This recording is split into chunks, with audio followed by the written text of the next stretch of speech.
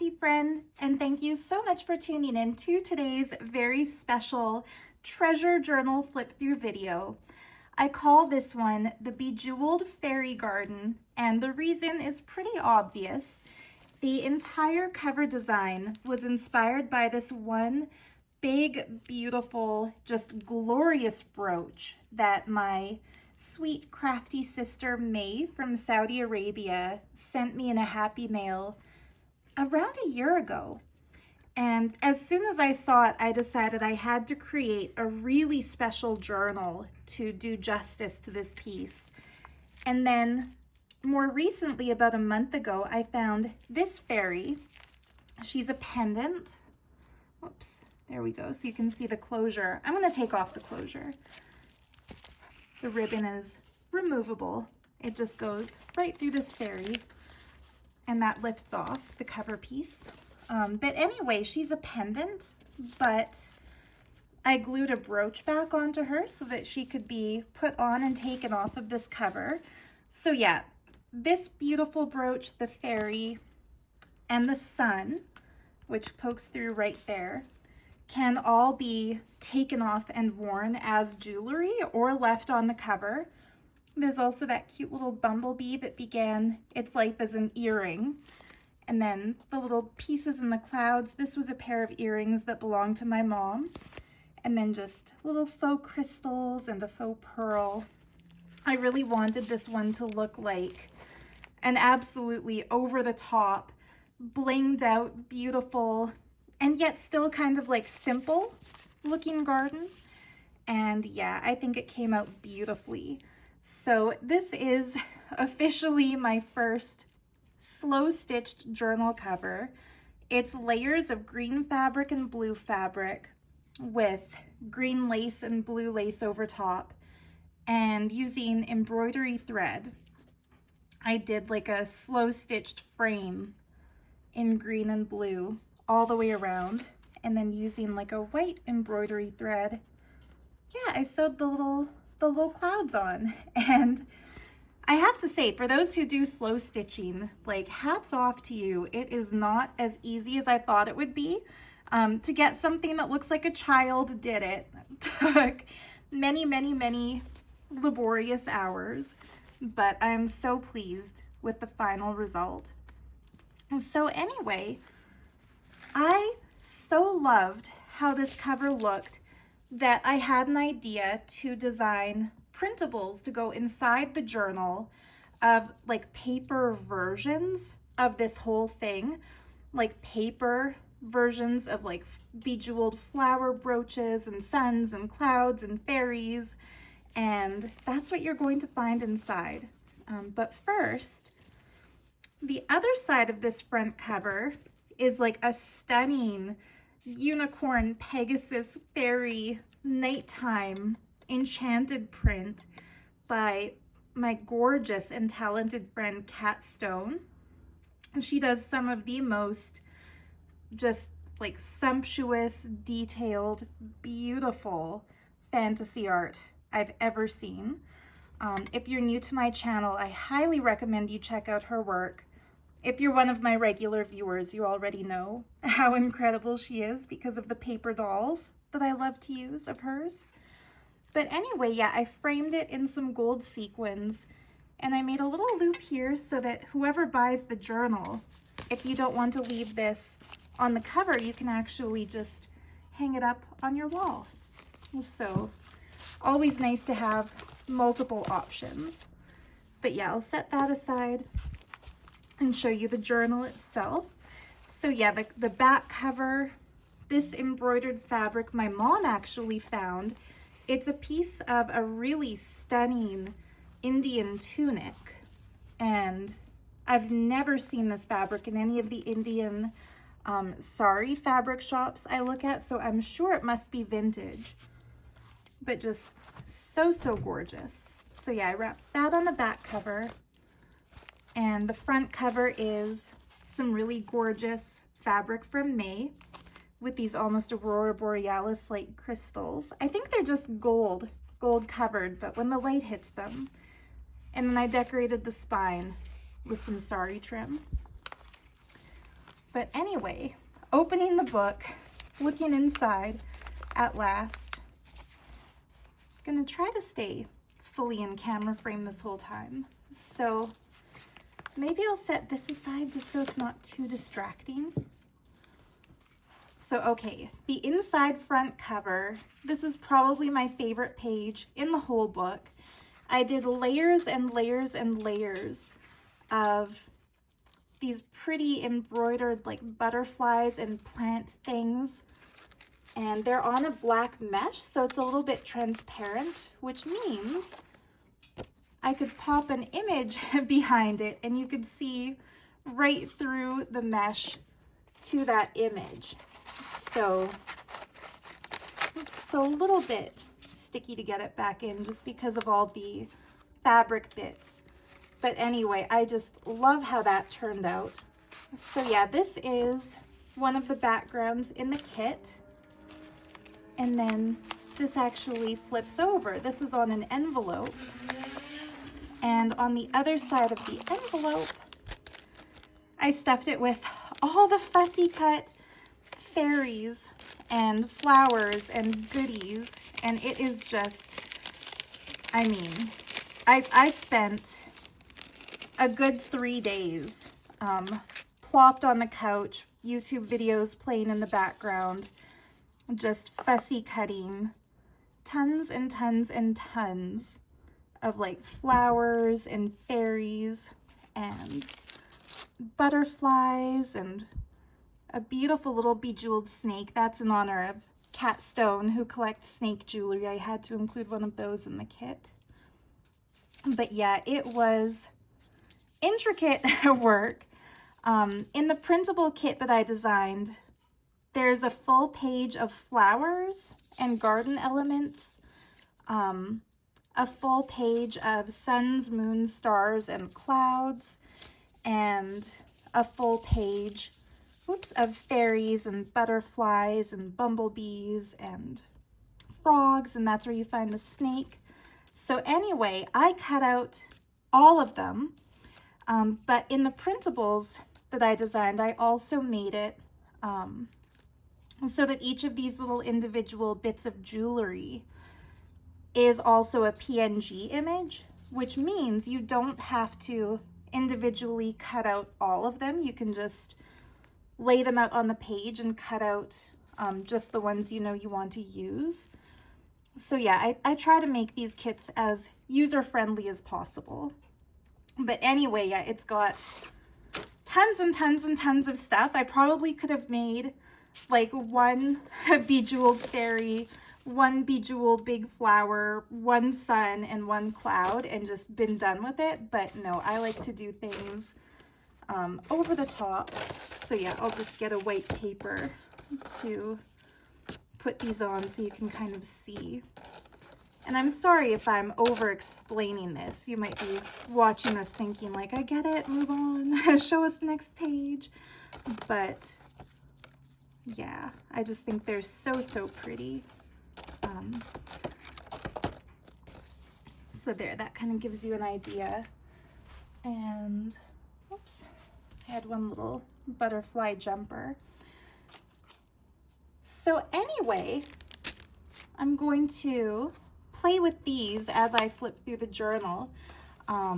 So whoever gets the journal gets this entire pack full that comes with a fussy cut version of every single one of these. Like, can you believe that's paper? She looks so beautifully three-dimensional to me. And you can like glue these down if you want to use them sort of like stickers, or you can keep them loose and play with them the way you might play with paper dolls and like a little paper doll fantasy garden world. I'm just gonna put these all on the paper next to me here. So yeah, that's how I've spent my crafty week. And of course, this is from my cabinet printable kit, a beautiful peacocked one, and I put a picture of irises behind it. And I couldn't resist sticking a fairy in so that there's a little surprise when you open. the garden has a garden fairy.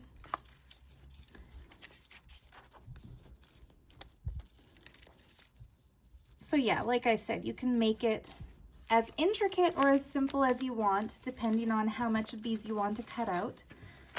But yeah, I did like night pawns and day pawns, and of course I have to have a bluebird of happiness in each journal.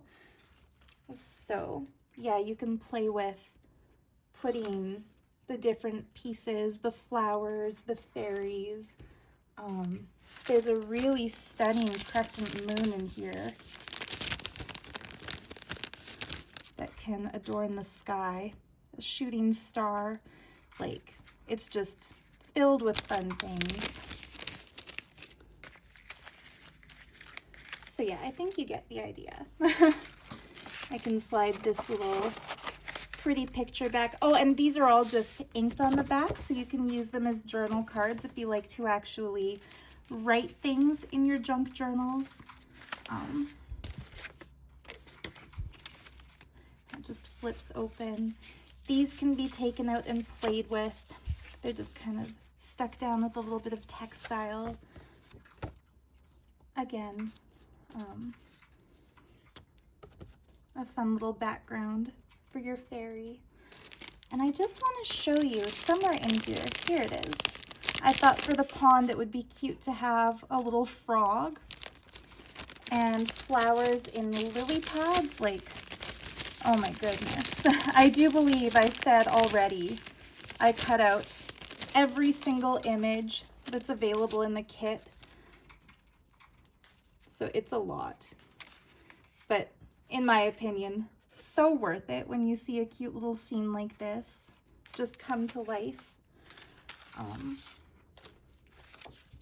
Yeah, I do believe this is my favorite fairy journal of all time.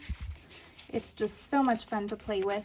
These journals are kind of like toys for grown-ups. This is one of the writing pages in the kit. I just shrunk it down and printed it on cardstock to use as a journal card. This is from my French postal kit. Just a sweet little skinny antique envelope to write on. Vintage ledger paper. An adorable fox with a little fairy child that Cat Stone painted.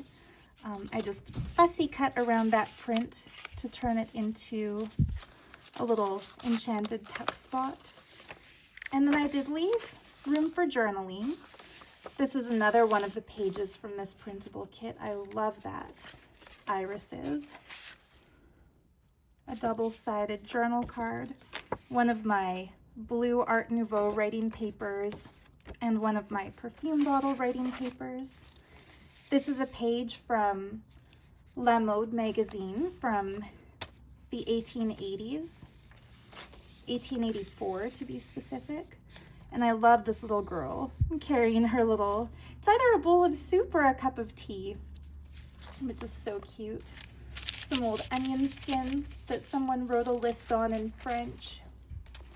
These are some genuine Victorian scrapbook images on their original scrap paper.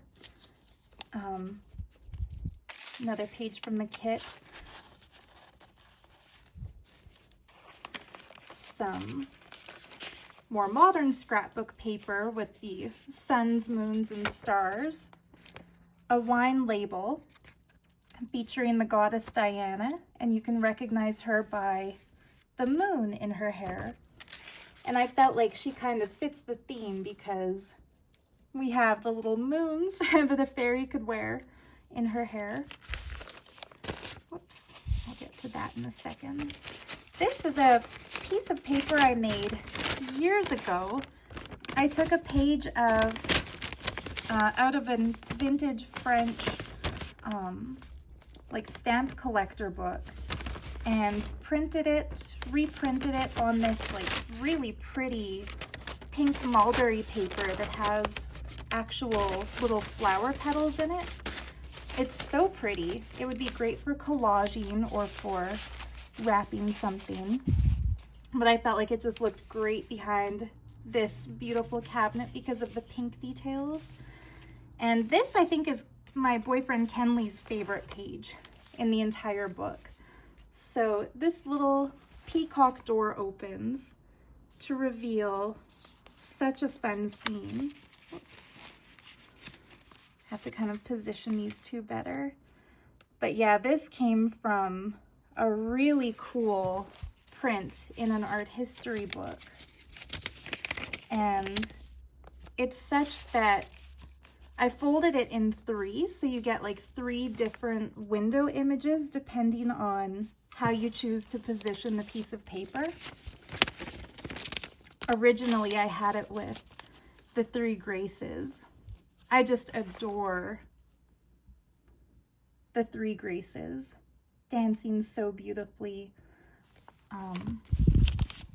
But yeah, the entire print is there, and you can just kind of fold it depending on what you want the window to show.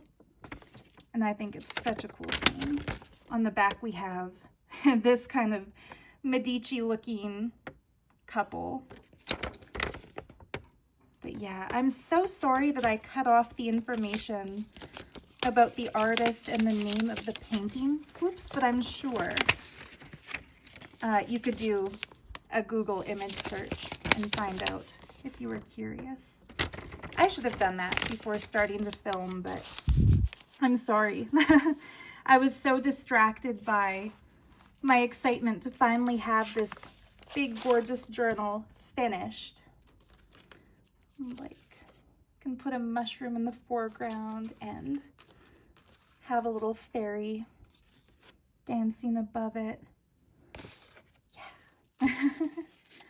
I just love this one. Have you ever made something that you couldn't stop playing with because it's just too much fun? So here we have a beautiful, look at the color of her wings, a beautiful little Victorian flower fairy with her cornucopia of roses and the little corner details. So this is an entire page from that mini Victorian scrapbook that I bought. And the paper is so fragile that I reinforced it with just some pretty silky fabric in a neutral color. And then on this side, some fussy cut sari leaves. But I love her. Originally, I was trying to soak these pages to lift up the scrap bits to use, but I've noticed with this particular book that when I do that, all the colors in the ink will run and you're left with a washed out image. And I love how vibrant these are. So those are original, like lithograph images from the late 1800s. Really special. Another page from the printable kit, an old French envelope. I did a little collaging. Mother of the Forest. That was, I opened a random book to find some pages to include in here, and that happened to be on the page, and I thought, perfect. This is from the 1940s, this particular book, and that fairy, again, was just perfect to include in here. This is an antique French book page. I got this in a lot of beautiful old French papers from Sarah, whose shop is Petite Papier Shop on Instagram. And I did scan this image, so I will include that in a future, once I get more of my French paper scanned, I'll put that into a printable kit. Some stunning handmade khadi paper from India. Another of my printable cabinets. Into this one, I tucked a really gorgeous antique French receipt. I'm looking for a date here. Oh, there it is, 1908. Wow. Titanic was still being constructed when this receipt was issued. I love handling historic papers and looking at old things and trying to contextualize it by thinking of what major world events were happening at the time. Here I put together just a little bundle of papers you can use. This is some wallpaper from a wallpaper sample book. Not a print, the real thing. Here we have some very old graph paper from a little book I found in an antique shop in the town of Fort McLeod. I love that paper.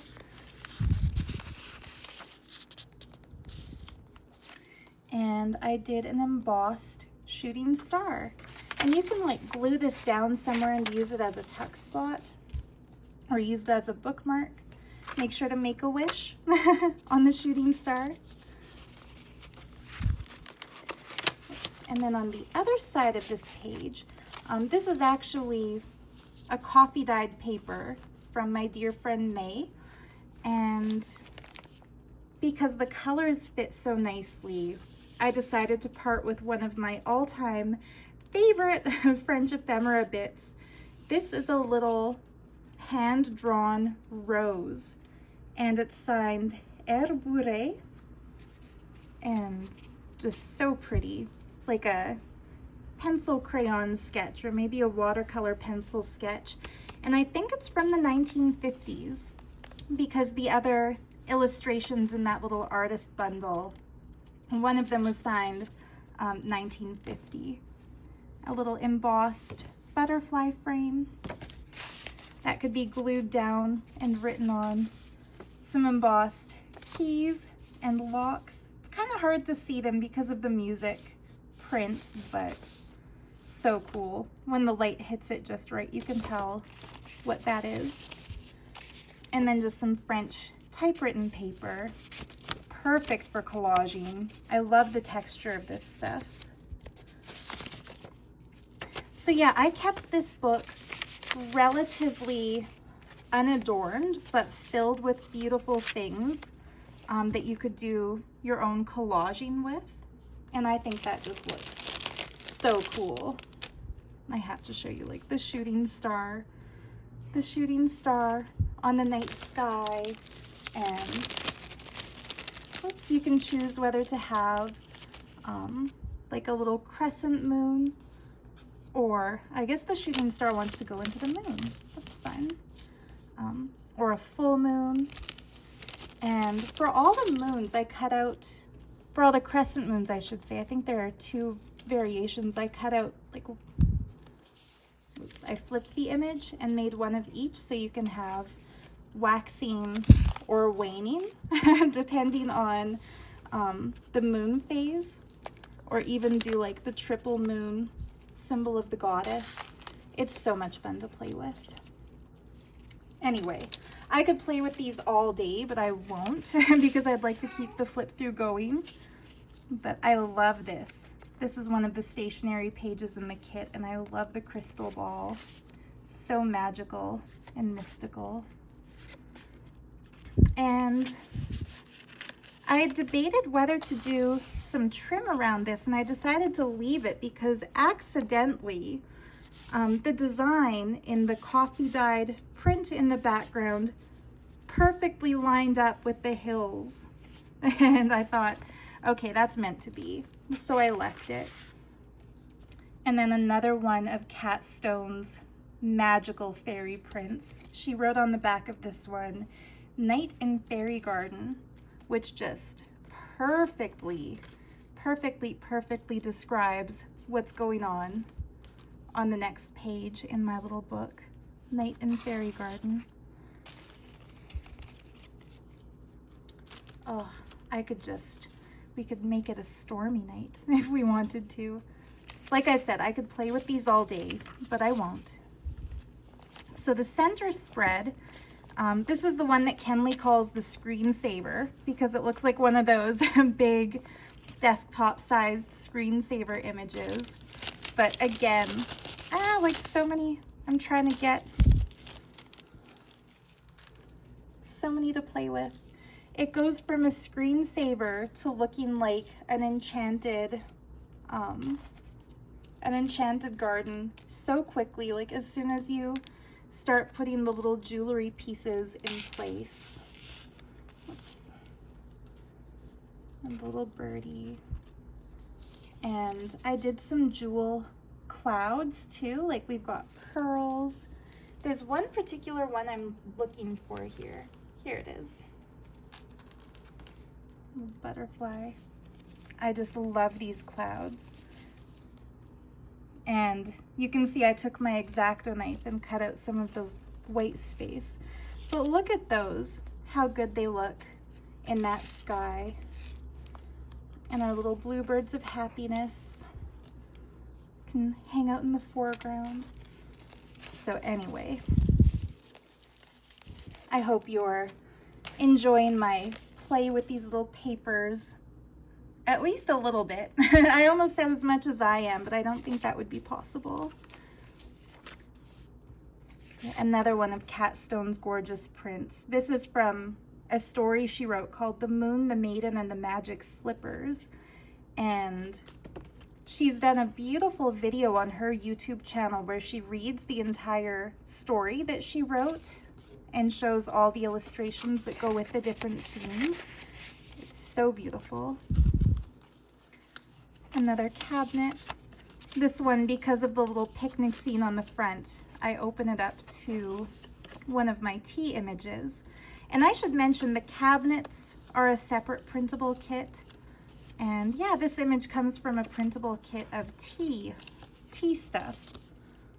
And then this is an authentic Victorian calling card. You can see where it had been pasted into a book at one point. That just slips in there. More French ephemera and lots of good writing space for those who actually like to write in their junk journals. Here I made a belly band using a wine label for Pinot Grigio. And it's funny, I've had these wine labels for a while and I haven't wanted to use them because to me it looks like the butterfly is upside down. But when I realized that the butterfly coffee-dyed paper I printed on the back of this floral paper is upside down, I thought, aha, that's perfect for that wine label. So it turned an annoying accident into a happy accident. And yeah, I just made that into a belly band tuck spot and added this whole little stapled together booklet of papers from Austria. These were from the lovely Angelica. Angelica, I'm still working on a journal for you. I take a while when I do my happy mail gifts to people, but hopefully it's worth the wait. I made this page, just a collage. There's a page out of a Victoria magazine. Another of those floral writing papers, but scaled down.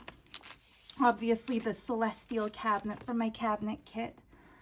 I used it like a tuck spot pocket and tucked this original French postcard. Antique. Look at how they put the stamp on an angle and folded the corners over. I came across an article online once that said there were different sentimental meanings back then based on whether you put the stamp upside down or right side up or on an angle on the left side or on the right side. So it would be interesting to see, what does angled to the left and folded over mean? The Victorians were so symbolic and meaningful. But yeah, this one has one of my favorite addresses I've ever seen. How beautifully written. And the little girl with her little brother or sister, I would hope. Hopefully that's not a child bride there. But yeah, inside this cabinet, you find a beautiful Art Nouveau woman. She's actually one of the pre-Raphaelite paintings, and I absolutely love her, painted by Waterhouse. And another kind of Art Nouveau inspired writing page made into a journal card. And then some original bus tickets. Chester City Transport, so definitely British. Very cute. I thought the green and the blue just complemented the cabinet background. into this pocket, I tucked a little booklet that I made out of an original envelope. Yeah, the stamp has that gorgeous palm tree on it. Republic of Congo, mailed to France. And yeah, I just stuffed it with original stuff. This is a fan that I fussy cut out of some Victorian Revival wrapping paper, a little bit of original wallpaper, book pages, music paper. One of my favorite books to use for junk journals, just because the title is so mystical, The Star Rover. So yeah, this can be used as scrap paper or for collaging. This is in Welsh, which I think is super cool.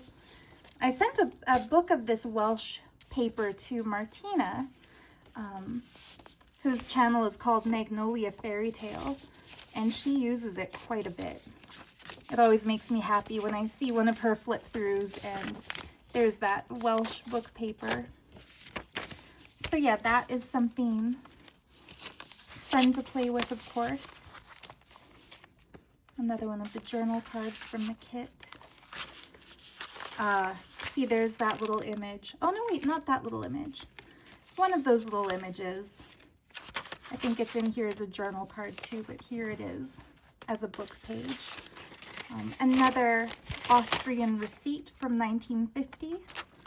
And I know a lot of us junk journal enthusiasts love rusted staples. And there's just something kind of like when you find a vintage thing with a patina on it. The yellowing of the paper and the rust on the staples, that's our authenticating patina. So anyway, lots of space for writing. Here's another of those Victorian scrapbook pages. I love this cute little cherub. Look at his little saw. He's making a bassinet or a cradle.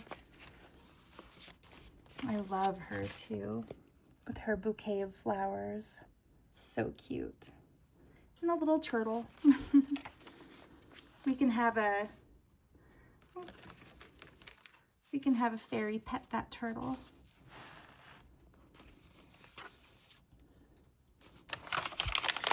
So yeah, I left quite a few pages blank so you can actually do journaling, and there's the other side of that yellow onion skin. Somebody did a little sketch of something next to their list. Maybe an oven? It's hard to tell.